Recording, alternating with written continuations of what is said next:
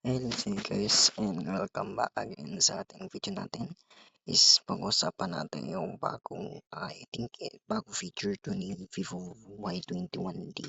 So si Vivo Y21D ko is nag-update, so yan, may bago tayong phone. So yan, punta tayo dito sa may settings, pakita ko lang sa inyo. Ayan, so yung aking version dito. So wait lang, check ko dito.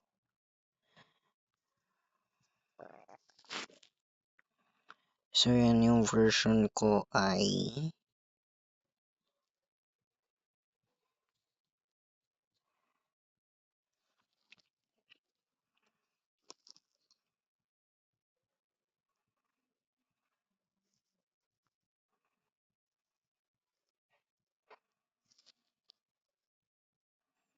so ito yung latest system version natin. So si PD2025-BF_EX_15.0.20.8.W20. So ito yung FunTouch OS 15 or the Android 15 na Android version ni Vivo Y21D.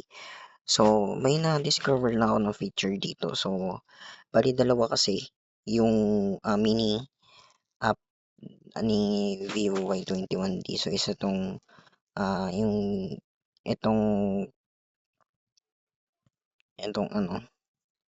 itong Easy Touch. So yan, pakita ko sa inyo. Search natin yung touch. Ito. So ito yung Easy Touch or yung mas kilalang assistive ball.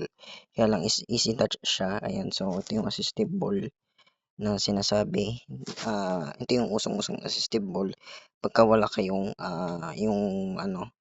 yung mini na na pang okay yung pang record or yung pang view ng mga app. So ang ginagawa niyan is ito guys, ito yung function niya.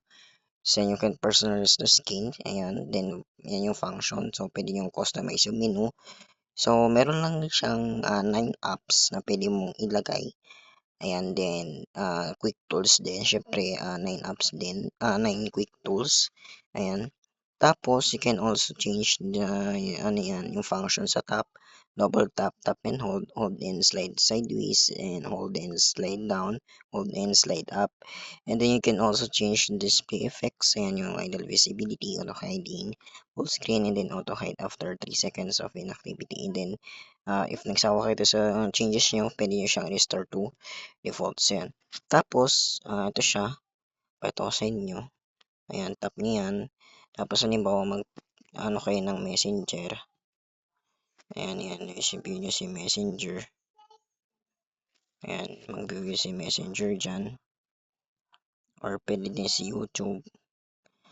Ayan, so hindi siya nagmi-mini.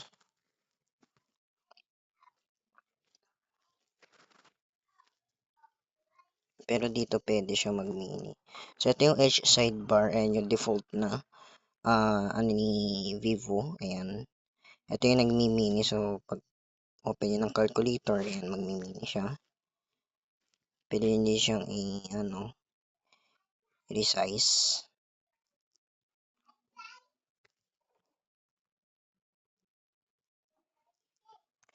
Ayan, pwede yung resize yan.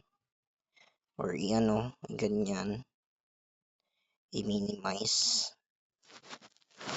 Ayan, so yun lang naman yung mga hidden features ni Vivo na hindi nyo pa na-discover. So yan, pinakita ko sa inyo yung edge sidebar and yung easy touch. So yan lang guys, and thanks for watching.